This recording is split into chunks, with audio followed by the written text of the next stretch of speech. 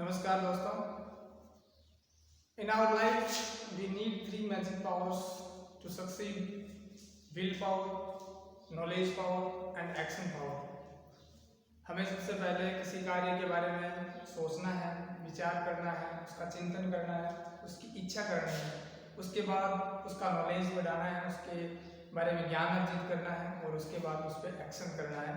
यदि हम इस प्लान के अकॉर्डिंग चलेंगे तो हम जल्दी सक्सीड होंगे, हम आसानी से सक्सीड हो सकते हैं। No one can stop us to succeed. तो इच्छा शक्ति, ज्ञान शक्ति और क्रिया शक्ति, ये वो तीन मूलभूत आवश्यकताएं हैं हमें जीवन में अप्रोच करने के लिए, सक्सीड अचीव करने के लिए। तो आज हम बात करेंगे पास्ट कंटिन्यूस टेंस की। तो पास्ट कंटिन्यूस टेंस में ऐसे सारे कार्य आते हैं जो भूतकाल में शुरू हुए और भूतकाल में चल रहे थे, यानी भूतकाल में वो कार्य पूर्ण नहीं हुए थे, यानी लगातार कार्य थे वो पेंडिंग थे।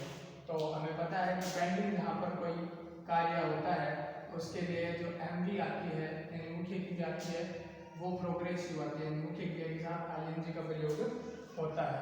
और इस टेंस की एक्सिलरी की बात करूँ, हेल्पिंग वर्ब आएगी वॉज एंड वर।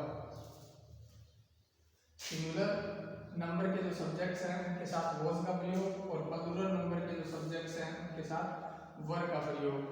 यहाँ पर हमें ये ध्यान में रखना है, जनरल सेंस में आई के साथ वॉज का प्रयोग होगा, बट कंडीशनल सेंस में आई के साथ वर का प्रयोग होगा। ये पास्ट कंटिन्यूस का एक बहुत बड़ा स्पॉटिंग एरर का पहलू है, हमें ध्यान में रखना है। जनरल सेंस की अगर बात करें तो आई के साथ हो जाएगा, और यदि कंडीशनल सेंस की बात करें यानी कोई शर्तिया वाक्य है तो वहाँ पर आई के साथ वर का प्रयोग होगा, ये हमें ध्यान में रखना है।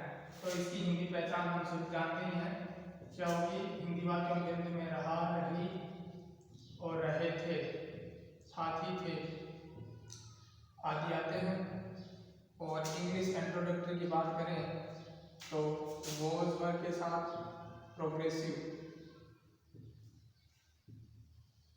और एडवर्ब्स की चर्चा करें तो that day, that night, those days, then, still then. इन एडवर्ब्स के साथ पास्ट कंटिन्यूअस टेंस का प्रयोग होता है। जैसे बात करें दोज डेज,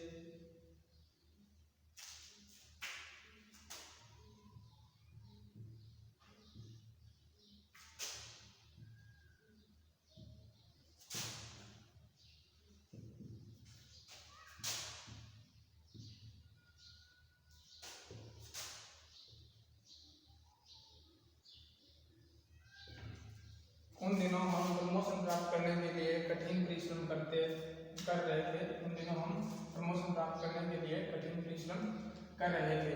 तो यहाँ पर देखिए दूज डेज का प्रयोग हुआ है, इसलिए वर्ब और प्रोग्रेसिव का प्रयोग हुआ है।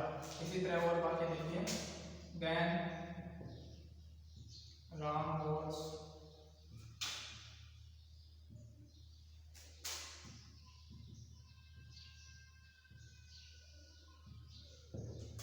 राम है तब अपनी प्रॉपर्टी बना रहा था, अपना धन विस्तार कर रहा था।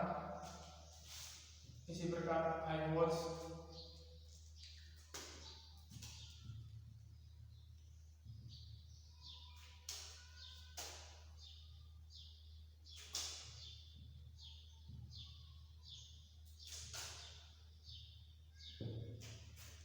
आई was becoming a rich man then, तब मैं एक धनवान आदमी बन रहा था। तो देखिए जनरल सेंस में आई के साथ वॉज का प्रयोग हुआ है, बट कंडीशनल सेंस की बात करें तो आई के साथ वर का प्रयोग होगा। तो इनके पॉजिटिव सेंस की हम ट्रांसलेशन की चर्चा करें तो हो जाएगा यूअर सब्जेक्ट, उसके बाद हेल्पिंग वर्ब में वॉज और वर, फिर प्रोग्रेसिव आ जाएगी, फिर ऑब्जेक्ट और rest part of the sentence. जैसे मोहन तब एक लिख रहा था। तो हो जाएगा डैन, डूअर हो जाएगा मोहन, मोहन के लिए सिंगुलर है तो वॉच, लिखना क्रिया है तो राइट, आईएनजी लग जाएगा रीडिंग ए बुक। तो पॉजिटिव सेंस का स्ट्रक्चर ध्यान में है, सेंस ध्यान में है तो कोई दिक्कत नहीं होगी। नेगेटिव सेंस की चर्चा करें तो एक्सिलरीज के बाद नोट का प्रयोग हो जाएगा यानी डूअर, उसके बाद वॉज पर एक्सिलरीज यानी सिंगुलर है तो वॉज, प्लूरल है तो वर्ब, उसके बाद नेगेटिव सेंस के लिए नोट, फिर प्रोग्रेसिव यानी आईएनजी, ऑब्जेक्ट और rest part of the sentence. देखिए उन दिनों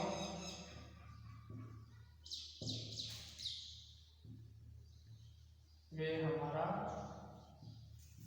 कार्य नहीं कर रहे थे। क्या हो जाएगा? दूस डेज, सब्जेक्ट है दे, प्लूरल है इसलिए वर्ब, फिर नोट, करना मुख्य क्रिया है तो डूइंग, हमारा। अब यहाँ पर ये जो हमारा है ये सब्जेक्ट के अकॉर्डिंग आएगा, सब्जेक्ट दे है इसका पोजेसिव होगा देयर, आवर भी कर सकते हो वर्क,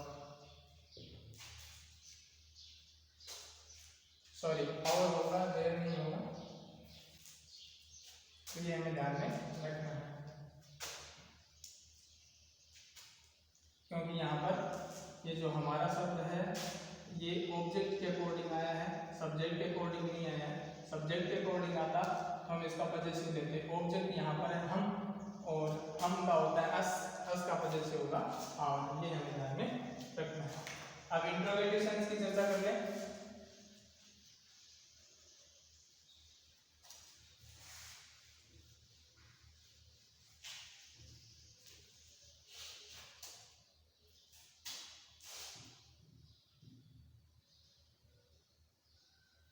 इंट्रोगेटिव में यदि ऑप्शनल है तो एक्सिलरीज पहले आ जाएगी, वॉज और वर्ब, उसके बाद डूअर हो जाएगा, उसके बाद प्रोग्रेसिव, एमवी, ऑब्जेक्ट और rest part of the sentence, question mark. जैसे क्या वह अपनी पुस्तक पढ़ रही थी, तो क्या पहले आ गया? ऑप्शनल है, वॉज, लड़की है सी, मुख्य क्रिया पढ़ना, रीड, आईएनजी लग जाएगा रीडिंग, अपनी। अब ये अपनी है वो अपने सब्जेक्ट के अकॉर्डिंग है, सब्जेक्ट सी है इसका पोजेसिव होगा हर, बुक,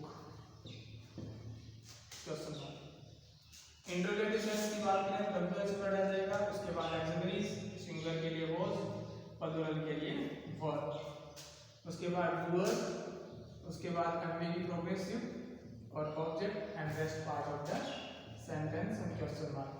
जैसे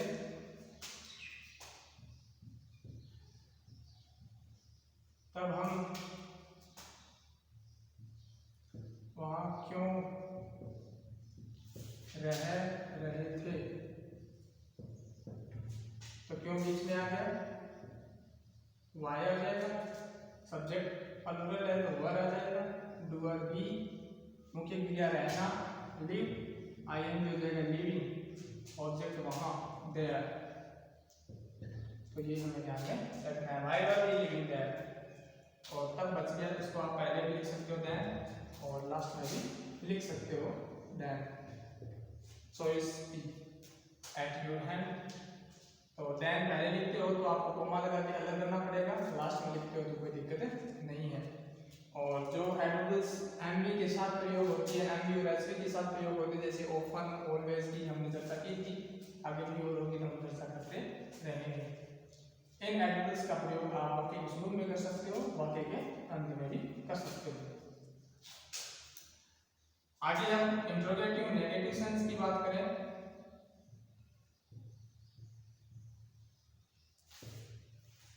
तो यहाँ पर क्या हो जाएगा? डब्ल्यूएच वर्ड्स, उसके बाद एक्सिलरीज यानी सिंगुलर के लिए वॉज और प्लूरल के लिए वर्ब, उसके बाद नोट आ जाता है, क्या जाता है? नोट, उसके बाद डूअर, यानी नॉट का प्रयोग आप डूअर के बाद भी कर सकते हो, एज योर चॉइस, डूअर के पहले भी कर सकते हो। उसके बाद एक्सिलरीज सॉरी एमबी आईएनजी वाली प्रोग्रेसिव, उसके बाद ऑब्जेक्ट, उसके बाद rest part of the sentence, question mark. जैसे बात करें, और यदि ऑप्शनल में इंट्रोगेटिव नेगेशन हो तो डब्ल्यूएस वर्ड हट जाएगा, वॉज वर्ड से शुरू हो जाएगा, नॉट तो रहेगा ही रहेगा। जैसे क्या मैं कुछ नहीं कह रहा था, तो क्या शुरुआत में आ गया, तो वॉज वर्ड राम के लिए वॉज। अब नॉट का प्रयोग आप वॉज के साथ भी कर सकते हो, राम के बाद भी कर सकते हो, और दूर हो जाएगा राम। मुख्य क्रिया कहना, से कुछ, समथिंग, यू। वजन ट्रांस से समथिंग यू। अब यदि ये क्या क्यों बीच में आते हैं तो कोई दिक्कत नहीं है, डब्ल्यूएस वर्ड पहले आते हैं। जैसे तब वे अपना गाना क्यों नहीं गा रहे थे, तो क्यों बीच में आ गया, तो वाई प्लूरल सब्जेक्ट है तो वर्ड नोट। आप नोट को सब्जेक्ट के बाद भी लिख सकते हो, यानी दे के बाद भी लिख सकते हो, दे से पहले भी लिख सकते हो। तो वाई वर्ड नोट दे, उसके बाद मुख्य क्रिया गाने की प्रोसेस सिंग, तो आईएनजी लग जाएगा, सिंगिंग। ऑब्जेक्ट है गाना, सॉन्ग, तब देन क्वेश्चन मार्क। तो ये तो हो गया ट्रांसलेशन। अब हम इसके स्पॉटिंग एरर की चर्चा करेंगे।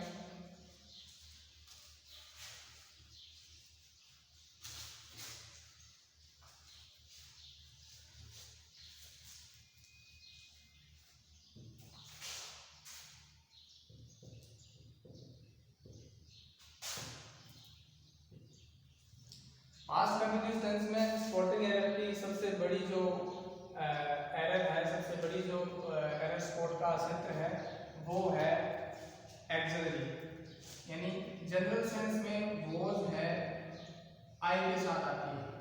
जनरल सेंस के जो सेंटेंस की चर्चा करें आप तो खास तौर पर बात करें तो आई के साथ वॉज का प्रयोग होता है। बट कंडीशनल सेंस यदि आ जाती है, कंडीशनल यदि कोई सेंस हो तो वहां पर आई के साथ प्रयोग होगा वर्ब। ये सबसे बड़ी स्पॉटिंग एरर की बात है, सबसे बड़े एरर स्पॉट का क्षेत्र है। जैसे बात करें कंडीशनल सेंटेंस की, जैसे आता है I wish, I were A bird, तो ये कामना है जो कि अजनबी है, ऐसा नहीं हो सकता। सिर्फ कामना की जा सकती है, सिर्फ सर्दिया बात की जा सकती है कि काश ऐसा होता। तो यहाँ पर देखो आई के साथ वर्ब का प्रयोग होगा जो कि सही है। अब स्पॉटिंग एरर वाला क्या करेगा, यहाँ पे वॉज का प्रयोग कर देगा जो कि कतई सही नहीं है, बिल्कुल गलत है। तो ये हमें ध्यान में रखना है। तो कंडीशनल सेंटेंस में आई के साथ वर्ब का प्रयोग होगा। और देखिए जैसे if I were you, I would make it very good. काश यदि मैं तुम होता तो इसको और अच्छा बना देता या बहुत अच्छा बना देता। तो ये हमें ध्यान में रखना है कि ये जो वाक्य है वो पूरा नहीं हो सकता क्योंकि मैं तुम नहीं हो सकते, यानी हम अलग अलग बॉडी तो अलग अलग बॉडी रहेगी, तो ये हमें ध्यान में रखना है। तो इफ आई वर, ये जो स्ट्रक्चर है इसके साथ आई के साथ वर का ही प्रयोग होगा। यहाँ पर यदि वॉज का प्रयोग दे दिया जाए तो बिल्कुल गलत है, वर एकदम सही है। और दूसरे वाले वाक्य में ध्यान में रखना है, क्ल्यू देख लीजिए, क्ल्यू होगा इफ और आई विश दे लीजिए। ये जो कंडीशनल, ये जो कनेक्टिंग वर्ड्स हैं इनके साथ इनके पास वाले वाक्य में वर्ब वाला स्ट्रक्चर आएगा। और दूसरा स्वतंत्र है वहां पर आएगा मॉडल्स का पास्ट फॉर्म। मॉडल्स का पास्ट फॉर्म जैसे विल का वुड, कैन का कुड, से का सुड, सेल का सुड, इस प्रकार से ज्यादातर वुड का ही प्रयोग होता है। तो मॉडल का पास्ट फॉर्म प्लस एमवी की फर्स्ट फॉर्म। इस कंस्ट्रक्शन के विदाउट कोई वाक्य होता है, इस कंस्ट्रक्शन के अगेंस्ट कोई वाक्य होता है, तो वहां पर हमारा एरर स्पॉट बनता है। जैसे मैं बात करूं, देखिए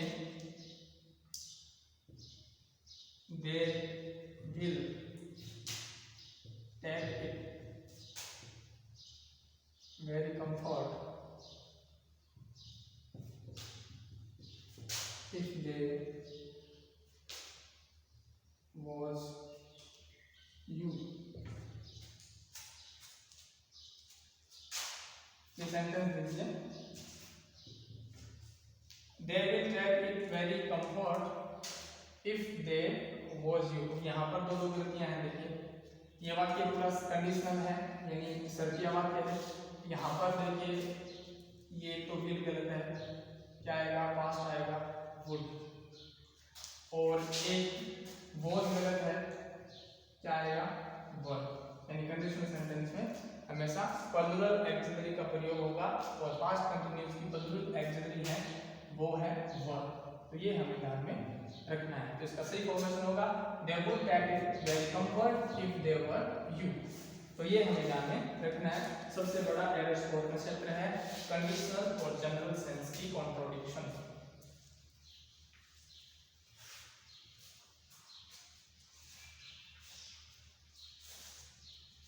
और सेकंड बात करें तो एडवर्ब्स में, जैसे that days, those days,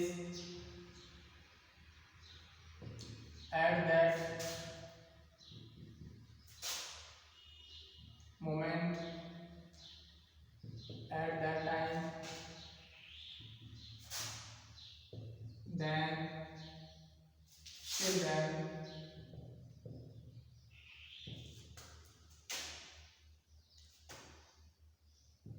that night। इनके साथ भी पास्ट कंटिन्यूअस टेंस का प्रयोग होगा।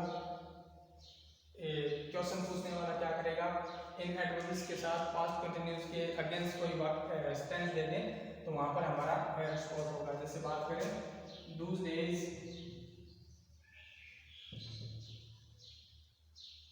Ram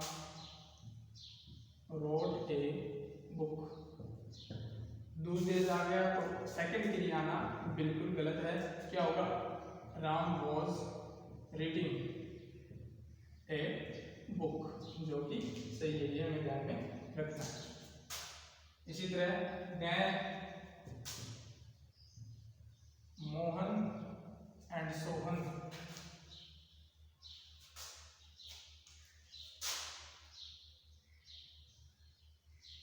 are playing the game। अब देखो यहाँ पर देन आ गया, नाउ आता तो ये वाक्य सही था, नाउ नहीं है या देन आया तो इसलिए यहाँ पर ये आर है, बिल्कुल गलत है। क्या हो जाएगा, वर हो जाएगा। ये हमें ध्यान में रखना है। इसी तरह एक वाक्य और ले लीजिए, एट दैट टाइम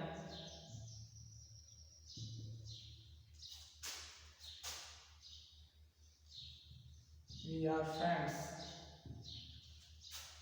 तो यहाँ पर देखिए एट दैट टाइम आया है, तो यहाँ पर आर बिल्कुल गलत है। क्या होगा, वर्ड होगा। ये हमें ध्यान में रखना है। तो एडवर्ब्स रिलेशन स्पॉटिंग एरर का भी हमें विशेष ध्यान में रखना है। अब देखिए कुछ कनेक्टिंग जो वर्ड्स हैं उनके साथ स्पॉटिंग एरर का क्वेश्चन, अच्छा क्वेश्चन बन सकता है। जैसे व्हेन की बात करें, व्हेन जो कनेक्टिंग वर्ड है, व्हेन के साथ एक साइड आता है पास्ट इंडेफिनिट,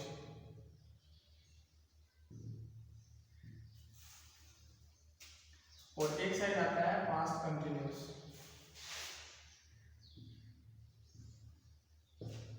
जैसे बात करें when I came to meet you, you were watching TV।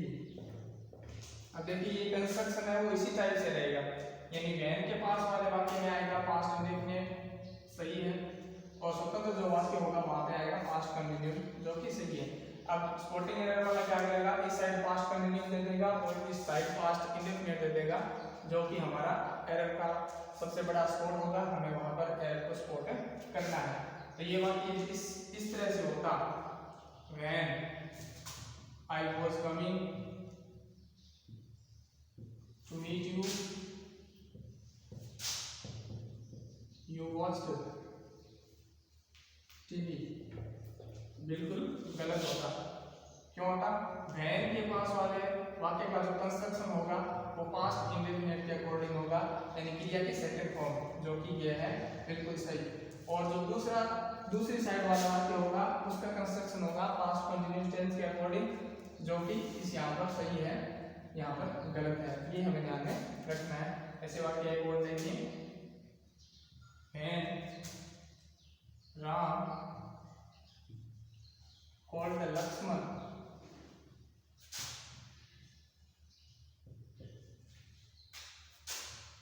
he was running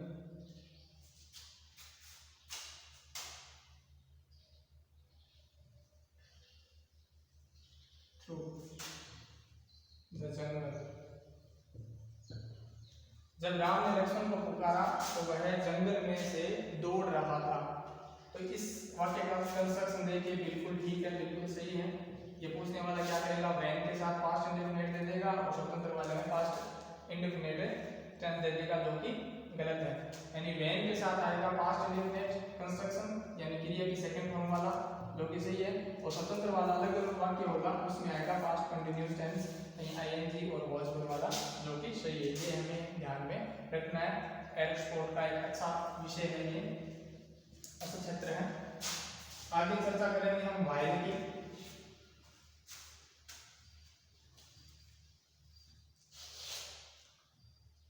while जो कनेक्टिंग वर्ड है इसके साथ दोनों यानी बोथ साइड सेम टेंस का प्रयोग होता है, यानी इधर भी यदि पास्ट इंडेफिनिट है तो वाइल के इधर भी पास्ट इंडेफिनिट होगा। अगर इस साइड पास्ट कंटिन्यूस है तो इस साइड भी पास्ट कंटिन्यूस का प्रयोग होगा। जैसे बात करें, Ram was watching TV while Sita was washing cloth। तो यहाँ पे देखो ये जबकि वाला है, ये वाक्य है वो जबकि वाला है। तो यहाँ पर जबकि वाला वाक्य है, while के साथ दोनों तरफ एक ही टेंस का प्रयोग होगा, ध्यान में रखना। इस साइड यदि पास्ट कंटिन्यूस आया तो इस साइड में पास्ट कंटिन्यूस आएगा, इस साइड में पास्ट इंडेफिनिट आया तो पास्ट इंडेफिनिट आएगा। जैसे I wrote a book while you played। मैं पुस्तक लिखता था जबकि तुम खेलते थे। तो ये हमें ध्यान में रखना है।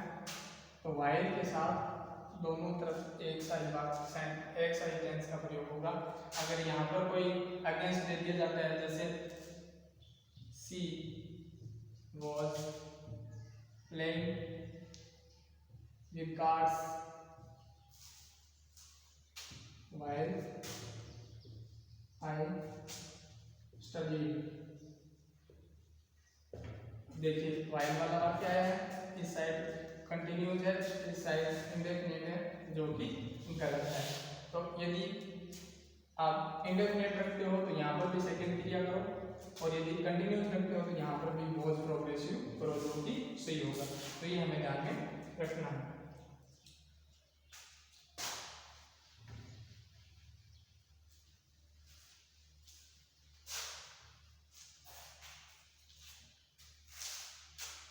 पास्ट इंडेफिनिट में एक जो स्पॉटिंग एरर की बात है वो छूट गई थी। देखिए, it is time, it is indefinite की चर्चा कर रहा हूँ, पास्ट इंडेफिनिट की चर्चा कर रहा हूँ।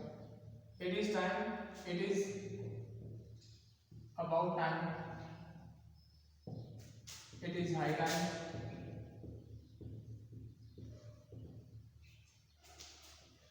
ये जो वर्ड्स हैं, it is time, it is about time, it is high time, इनके बाद यदि डूअर आता है, सब्जेक्ट आता है, और डूअर के बाद जस्ट मुख्य क्रिया आती है, मेन वर्ब आती है, तो वो मेन वर्ब हमेशा सेकंड फॉर्म में होगी, यानी पास्ट इंडेफिनिट टेंस में होगी। जैसे बात करें, it is time you play,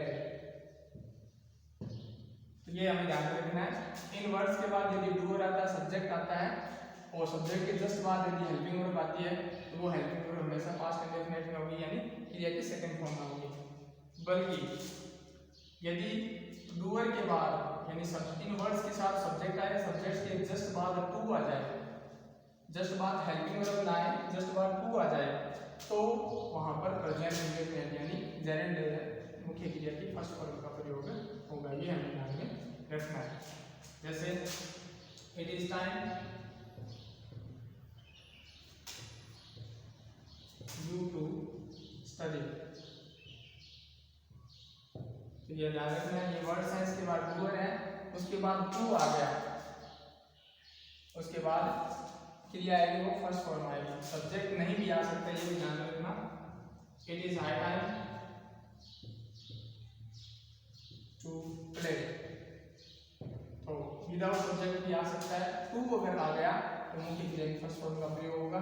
to यदि नहीं आता, डायरेक्ट एमवी की सेकंड फॉर्म आती है, डायरेक्ट एमवी आती है, तो वहां पर एमवी की सेकंड फॉर्म आएगी, ये हमें ध्यान में रखना है।